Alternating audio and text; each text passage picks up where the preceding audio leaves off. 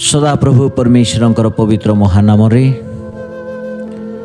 मु आपण मानक समस्त को मोर भक्तिपूर्ण नमस्कार ज्ञापन करे। समस्त को मोर नमस्कार।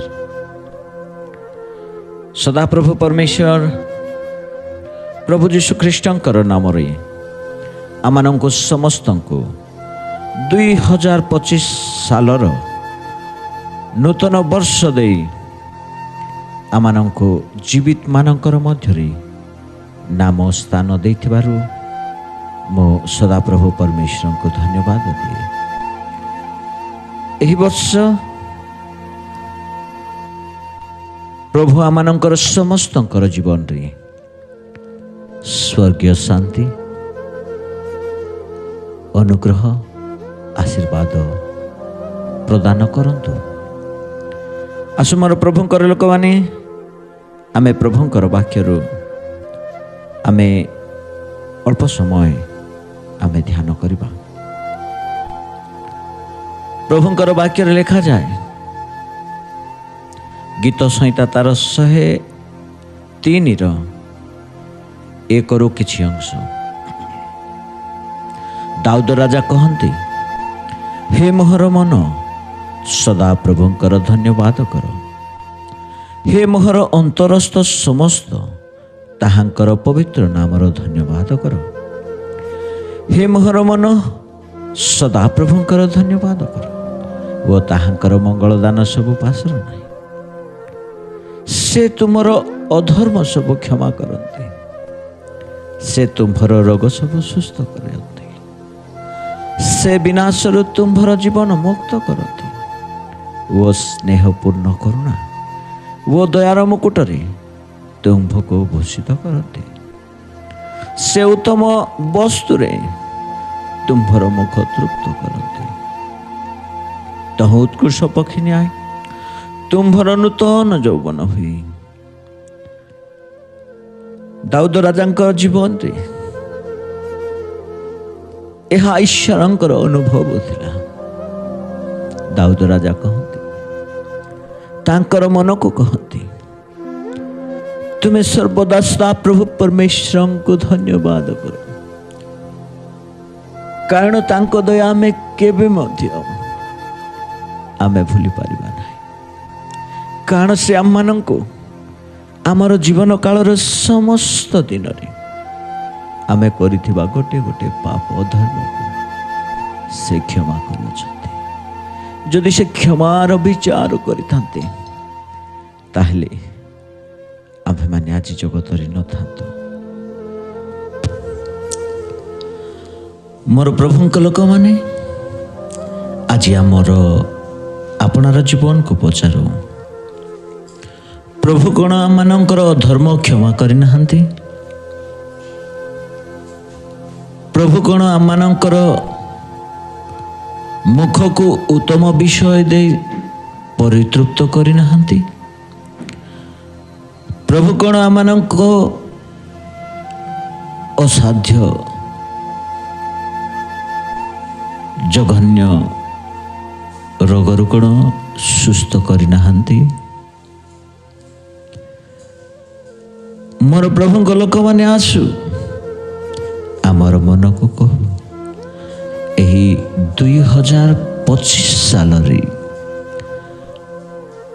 प्रभु जो नूतन वर्ष आम सम्मुखें रखिछन्ति एवं बीती जाइथिबा प्रतिटी दिन प्रतिटी मास प्रतिटी वर्ष पाए आमे सदा प्रभु परमेश्वर को धन्यवाद करिबा। तांको स्नेहपूर्ण करुणा पाए आमे तांको प्रशंसा करिबा। रोमियो लोक माने जानुआरी मास को तांकर देवता जानुसंक नाम रे नामित करी जानुआरी मास रखिछन्ति। आमे समस्त जानू जे जानुस देवतार दुईटी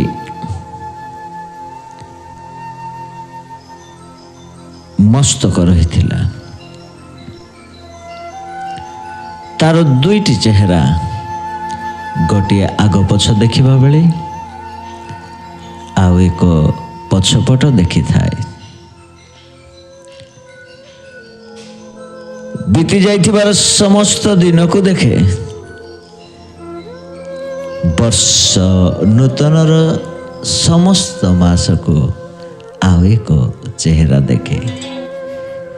ତେଣୁ ମୋର ପ୍ରଭୁଙ୍କ ଲୋକମାନେ, ସେମାନେ ବିତି ଯାଇଥିବା ଦିନ ପାଇଁ ଧନ୍ୟବାଦ ଦେଉଥିବା ବେଳେ ଆସନ୍ତା ଦିନମାନଙ୍କ ପାଇଁ ସେ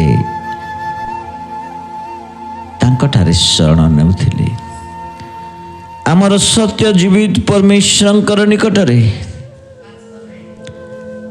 ଆମେ ସମର୍ପିତ ନକରି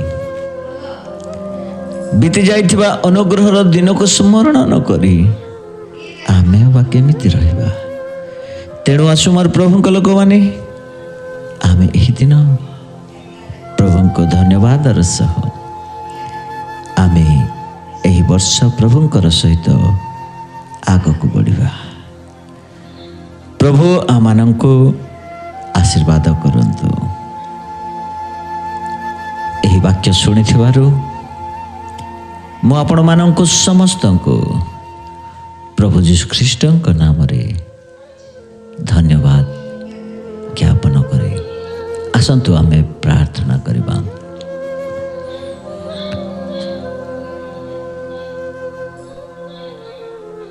ପିତା, ପୁତ୍ର ଏବଂ ପବିତ୍ର ଆତ୍ମାଙ୍କ ନାମରେ ଆମେନ୍।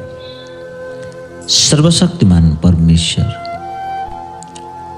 ଆମେ ଧନ୍ୟବାଦ ଦେଉଛୁ ନୂତନ ବର୍ଷ ପାଇଁ, ଆମମାନଙ୍କର ଜୀବନରେ କରିଥିବା ଅନୁଗ୍ରହର ପାଇଁ ଧନ୍ୟବାଦ ପ୍ରଭୁ। ଦେଇଥିବା ନୂତନ ବର୍ଷ ପାଇଁ, ଏହି ବର୍ଷ ଆମର ପ୍ରତିଟି ଜୀବନ, ଆମର ପାରିବାରିକ ଜୀବନ, ଆମର ସାମାଜିକ ଜୀବନ ତୁମ ହସ୍ତରେ ସମର୍ପଣ କରୁଛୁ। ତୁମେ ଆମମାନଙ୍କର ସାଥେ ସାଥେ ରୁହ। ତୁମେ ମଶାଙ୍କ ସଙ୍ଗରେ ଥିଲ, ତୁମେ ଦାନିଏଲଙ୍କ ସଙ୍ଗରେ ଥିଲ। ପ୍ରଭୁ, ଯେଉଁମାନେ ତୁମଠାରେ ଲାଗି ରୁହନ୍ତି, ବିଶ୍ୱାସ କରନ୍ତି, ସେମାନଙ୍କ ସଙ୍ଗରେ ପ୍ରଭୁ ତୁମେ ରୁହ।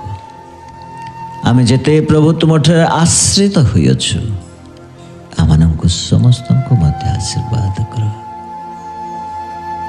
ଧନ୍ୟବାଦ ପ୍ରଭୁ, ତୁମେ ଆମର ପ୍ରାର୍ଥନା ଶୁଣି ଉତ୍ତର ଦେଲ। ମହିମା ଗୌରବ ତୁମକୁ ଦେଇ ଏହି ଅଳ୍ପ ନିବେଦନ ପ୍ରଭୁ ଯୀଶୁଙ୍କ ନାମ ନେଇ ମାଗୁଅଛୁ।